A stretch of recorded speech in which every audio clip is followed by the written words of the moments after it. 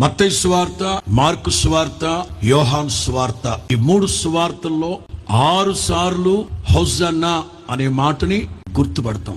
Hosanna అంటే హల్లెలూయా అనే మాటకి పర్యాయ పదం అని చాలా మంది అనుకుంటా ఉంటారు, కానీ కాదు. హోసన్నా అంటే అర్థం షౌట్స్ ఆఫ్ రిజాయిస్. హెబ్రీ భాషలో 2 పదాల కలయిక హోసన్నా. మొదటి పదం యాషా, రెండవ పదం అన్నా. ఇవి 2 కలిస్తే యాషాన్నా అంటారు. అది ఇంగ్లీష్ లో హోసన్నా, తెలుగులో హోసన్నా. 3 మాటల అనుభవమే హోసన్నా. ఒకటి, సర్వోన్నతమైన స్థలములలో దేవునికి జయము. మిగతా 2 అర్థాలు చెప్తాను.